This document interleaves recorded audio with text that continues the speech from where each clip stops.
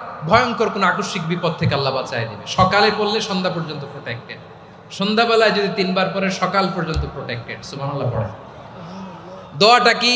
দোয়াটা হচ্ছে বিসমিল্লাহিল্লাযী লা ইয়াদুররু মা ইসমিহি শাইউন ফিল আরদি ওয়ালা ফিস সামাই ওয়া হুয়াস সামিউল আলিম। ছোট না? অনেক ছোট, মুখস্থ করবেন। বিসমিল্লাহিল্লাযী লা ইয়াদুররু মা ইসমিহি শাইউন ফিল আরদি ওয়ালা ফিস সামা। ওই আল্লাহর নাম নিচ্ছি যে আল্লাহর নামের বরকতে আকাশ জমিনের কোনো কিছু কারো কোনো ক্ষতি সাধন করতে পারে না।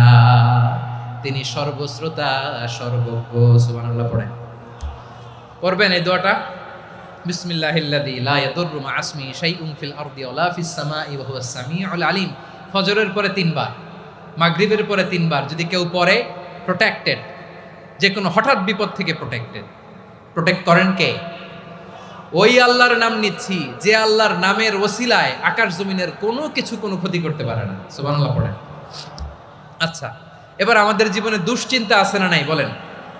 Tension, hyper tension, anxiety, depression, চিন্তা টেনশন নাই এরকম কে কে আছে দেখি, হাত তোলেন। ওই যে হাত তুলছে এক আল্লাহর ওলি, ওই যে। টেনশন নাই তোমার? মাশাআল্লাহ। ও না বুঝে তুলছে, জোকের চোটে, জোশের ঠেলায় ধাক্কায় তুলে ফেলছে। সবার জীবনে টেনশন আছে না নাই? এই দুশ্চিন্তা, পেরেশানি, মারাত্মক পেরেশানি থেকে মুক্তি পাওয়ার জন্য বিষ্ণু ইসলাম 2টো দোয়া পড়তেন। কয়টা? অনেকগুলো পড়তেন। স্পেশাল 2টো দোয়া আজকে আপনাদের শিখায় যাব। শুনবেন না? কষ্ট হচ্ছে? সংক্ষিপ্ত মুনাজাত দিয়ে দেই।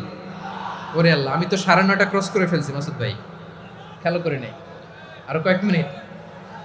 ঠিক আছে, ঠিক আছে।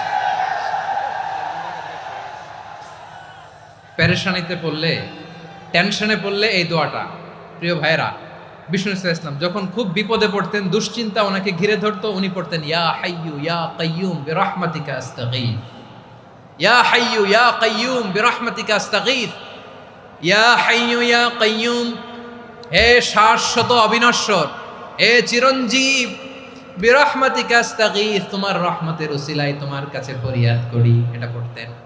আবার আরেক বর্ণনায় এসেছে ইয়া হাইয়ু ইয়া কাইয়ুম বিরহমাতিকা আস্তাগীথ আসলিহ লি শা'নি কুল্লাহু ওয়ালা তাকিলনি ইলা নাফসি তারফাতা আইন। আসলিহ লি শা'নি কুল্লাহ, আল্লাহ আমার সবকিছু আপনি সেটেল করে দেন। আমাদের সব ঝামেলা সেটেল করে দিতে পারে কে? আমরা তো সেটেলমেন্টের জন্য এসপি সাহেবের কাছে যাই, ডিসি সাহেবের কাছে যাই, অমুক ভাইয়ের কাছে যাই, তমুক ভাইয়ের কাছে যাই। এই দোয়া পড়লে আরশের উপর থেকে আপনার ম্যাটার সেটেল করে দিবে কে?